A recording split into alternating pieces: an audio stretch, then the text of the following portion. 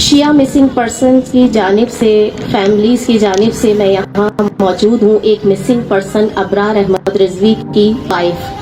19 सितंबर 2019 से मेरे शौहर लापता है। लापता नहीं कहा जाएगा, अगर कोई बंदा बाहर गया और खो गया वो लापता हो गया, लेकिन आप घर में आए, चादर और चार दीवारी को पामाल करते हुए रात के अंधेरे में घर में दरवाजों को तोड़ के दाखिल हुए, बड़े बड़े असले के साथ के बच्चे सहम जाएं, उसके बाद आप उनके सोते हुए बाप को उठाकर ले गए, तो ये अगवा कहलाएगा, ये लापता नहीं कहलाएगा। आपने इनको अगवा किया है और अगवा करने के बाद आपने बताया भी नहीं। मैं पूछती रही कि मेरे शौहर को कहाँ लेकर जा रहे हैं, तो उन्होंने कहा बीबी थोड़ी देर बाद इनको छोड़ देंगे, लेकिन थोड़ी देर आज तक नहीं हुई। मेरे शौहर के जाने के 7 महीने बाद मेरी बेटी पैदा हुई और वो 1 साल की हो गई, जो बाप के होते हुए भी यतीमों जैसी जिंदगी गुजार रही है। मेरे 3 बेटे हैं, मुझसे पूछते हैं मम्मा बाबा ऐसे कहाँ चले गए, कि बाबा हमसे मुलाकात भी नहीं कर सकते, हमसे बात भी नहीं कर सकते। आखिर ऐसा कौन सा जुर्म है, ये कैसे रियासती इदारे हैं, ये कैसा पाकिस्तान का कानून है। ये बच्चे पूछ रहे हैं, ये पाकिस्तान का मुस्तकबिल है जो सवाल कर रहा है आपसे कि बताइए क्या यही पाकिस्तान का कानून है कि जब दिल चाहे जिसके घर में आप दाखिल हो और जिसको दिल चाहे उठा के गायब कर दे, ले जाएं और फैमिलीज को ना बताएं। खुदारा हमारे जवान दहशतगर्द नहीं हैं, मुहिब्बुल वतन पाकिस्तानी जवान हैं, इन्होंने हमेशा अपने वतन से मोहब्बत की है।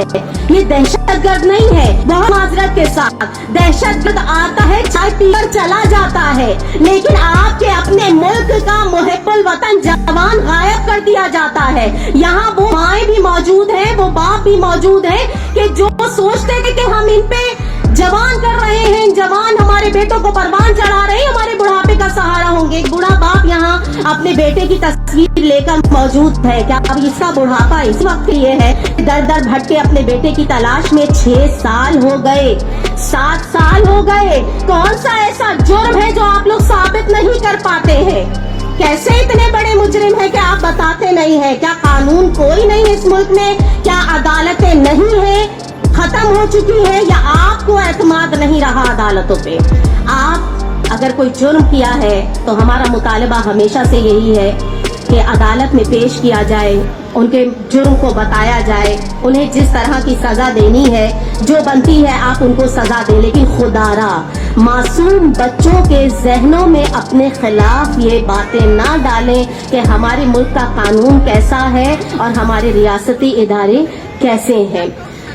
यहाँ वो माएँ भी आती रही है कि जो जवानी से बुढ़ापे की दहलीज को पहुंच गई हैं, जिनके बाल सियाह से सफेद हो गए लेकिन उनके बच्चे ना मिले। कुछ माएँ तो ऐसी हैं जो अलालत के आलम में अपने बेटे को एक नजर देखने के इंतजार में इस दुनिया से चली गई, लेकिन उसका बेटा नहीं आया। कुछ बाप ऐसे हैं जो इस वबा का शिकार हुए इस दुनिया से चले गए। हमने हाथ जोड़े, हम रोडों पे बैठे, हमने दरवाजा नहीं खटकाया, बाप बीमार है, कोरोना की वबा का शिकार है। खुदारा एक मर्तबा मिला दो, बूढ़े बाप को उसके जवान बेटे से मिला दो, लेकिन नहीं, किसी को तरस नहीं आया। वो बाप तड़पता हुआ जो दरवाजे पे बैठ के अपने बेटे की राह देखता था, इस दुनिया से चला गया, लेकिन उसका बेटा वापस नहीं आया।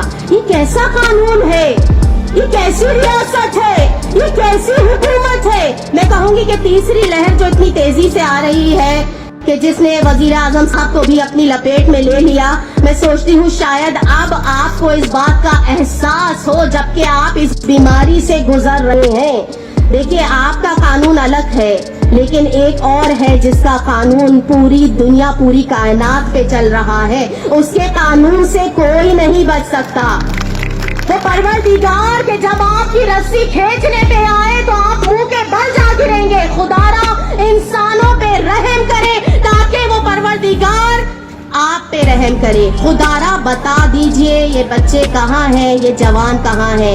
एक बाप के जो दिल का मरीज हो गया अपने बेटे को 5 साल से ढूंढ रहा है, वो मुझसे कहते हैं बेटा बताना कि मेरा बेटा 5 साल से लापता है और 18 साल का भी नहीं हुआ था जब उसे उठा के ले गए थे।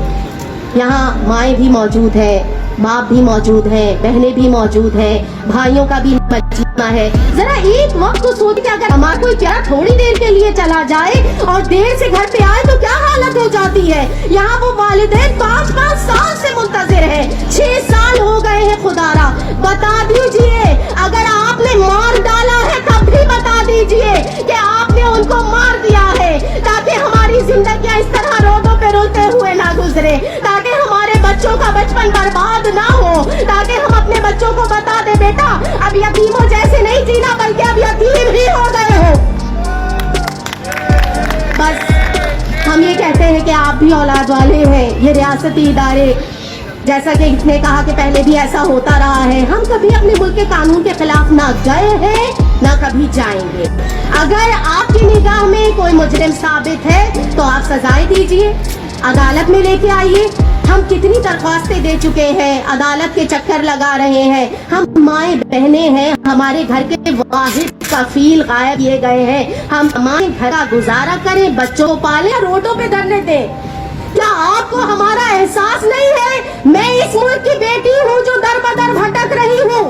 آپ کشمیر کی ذکر کرتے ہیں, وہاں کی ماں بہنوں کا خیال آپ کو ہے, لیکن آپ کو اپنے ملک کی ماں بہنوں کا خیال نہیں ہے کہ جو بیمار ہے, ویل چیئر پہ ہے, معصوم بچوں کو لے کے روڈوں پہ آ رہی ہے. صرف آپ سے ایک ہی تو مطالبہ کر رہی ہے نا کہ ہمارے پیاروں سے ملوا دیجئے, ہمارے پیاروں کو سامنے لے کے آ جائیے. 5-5 سال ہو گئے ہیں, نہیں معلوم کس سال میں ہے, نہیں معلوم کہ اس وبا کا شکار تو نہیں ہو گئے ہیں, نہیں معلوم کہ کب آئیں گے. خدا را رحم کیجئے, میری یہی اپیل ہے, رحم کیجئے. لیکن اب ہم مائیں بہنیں تھک چکے ہیں. ہم یہ کہتے ہیں کہ گھر میں بیٹھ کر پل پل مرنے سے بہتر ہے کہ ہم روڈ پہ احتجاجی دھرنا دے کر بیٹھ جائیں اور وہاں سے یا ہم اپنے پیاروں کو لے کر اٹھیں یا اپنی لاشیں لے کر اٹھیں گے. ہم نے 2 اپریل تمام شیعہ مسنگ پرسنز نے یہ فیصلہ کیا ہے, فیملیز نے, کہ 2 اپریل کو ہم مائیں بہنیں اپنے معصوم بچوں کے ساتھ روڈ پہ احتجاجی دھرنا دیں گی. میں ہاتھ جوڑ کے آپ تمام حاضرین محفل سے یہ کہنا چاہوں گی, یہاں پہ ہمارے سیاسی ارکان بھی موجود ہیں, میں ان سے کہنا چاہوں گی کہ خدا را ہم مظلوم ماؤں بہنوں کا ساتھ دیں. 2 اپریل ہمارے احتجاجی دھرنے میں اپنی شرکت کو لازمی بنائیں اور آ کر یکجہتی کا مظاہرہ کریں اور بتائیں کہ مسنگ پرسن ہے, کوئی مذہب یا کوئی قانون یا کوئی اس طرح کا ادارہ نہیں. مسنگ پرسن ایک ہے, سب کے لاپتہ افراد کو سامنے لے کر آیا جائے. ہمارا یہی مطالبہ ہے. وآخر دعوانا الحمدللہ.